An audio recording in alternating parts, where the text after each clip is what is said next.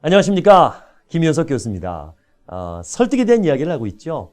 설득을 잘 하려면 리드 시스템을 알아야 된다라는 이야기를 지난 시간에 했어요. 그래서 시각형, 청각형, 촉감각형을 말씀드렸습니다. 오늘은 리드 시스템 중에서 시각형 고객을 상대를 어떻게 설득할 것인가를 알려드리겠습니다. 우선 시각형을 알아보는 방법은 간단해요. 이야기를 하는데 자꾸 상대방이 이제 시선이 올라갑니다. 이렇게. 이게 뭐 하는 겁니까? 이미지를 떠올리는 거죠. 시선이 올라간다는 얘기는 내 머릿속에 그림을 그린다는 얘기입니다.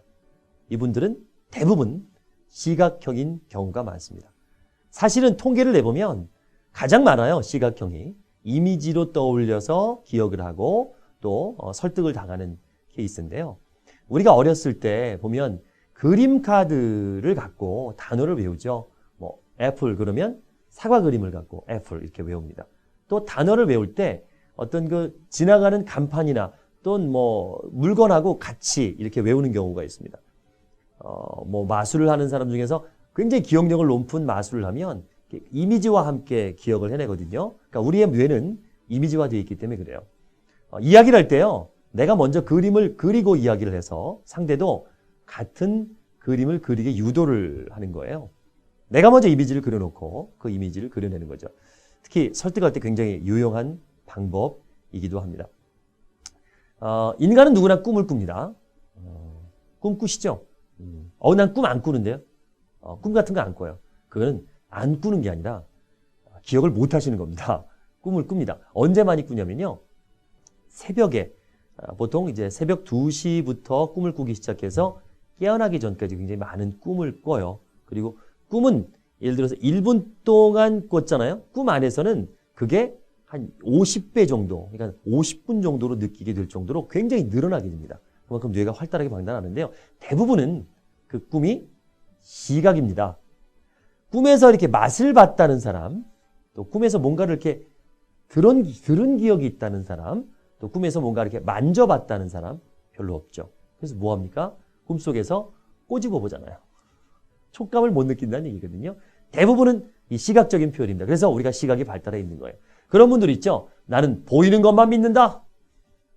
보이는 것만 믿는 사람들이 많아요. 홈쇼핑에서 가장 비중을 많이 두는 것이 이 시각화입니다. 가장 빠르게 반응을 하죠. 다양한 시연, 뭐 비포, 애프터, 뭐 비주얼 이런 걸 굉장히 많이 합니다. 제가 간장게장 팔던 얘기를 좀 해드릴까요? 게장을 팔 때요. 지난 시간에 김치 얘기도 좀 해드렸었는데 뭐 이 게장은 서해안 꽃게에다가 뭐 감초가 들어가고 뭐 국내산 이게 다 필요 없습니다. 그냥 게를요. 밥을 한 숟갈 딱 뜨고 게를 반쪽을 잘라갖고 배를 딱 누르면 안에서 하얀 속살과 빨간 알이 이렇게 나옵니다. 그럼 밥에 얹어 놓으면 이렇게 수북히 쌓이죠. 제가 한번 먹어보겠습니다. 먹는 거예요.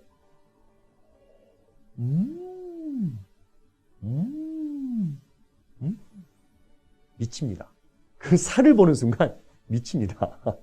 근데 그 살이요, 사실은 안 익은 살입니다. 제가 이제 홈쇼핑에서 쇼호스트를 하던 시절에 아주 비려서 죽는 줄 알았습니다. 원래 익은 게장은요, 안 예뻐요. 이렇게 다 살이 이렇게 녹아가지고 이렇게 흐르거든요.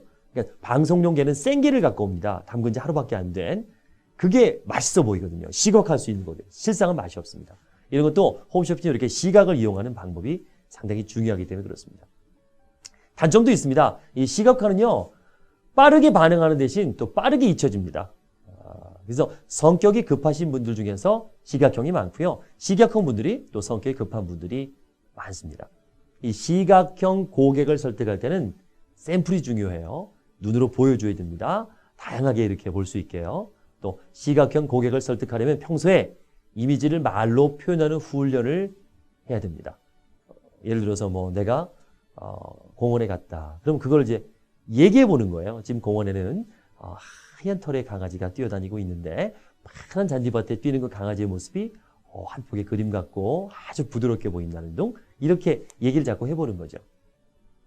언어를 잘 사용하면 마법이 됩니다. 고객의 경험을 떠올릴 수 있는 다양한 이미지 언어를 활용하십시오. 이미지 언어는요. 내가 먼저 떠올리십시오. 그리고 표현하신다면 상대방도 같은 이미지를 떠올릴 겁니다. 시각형을 가진 고객을 설득할 때는 다양한 표현으로 설득하시기 바랍니다.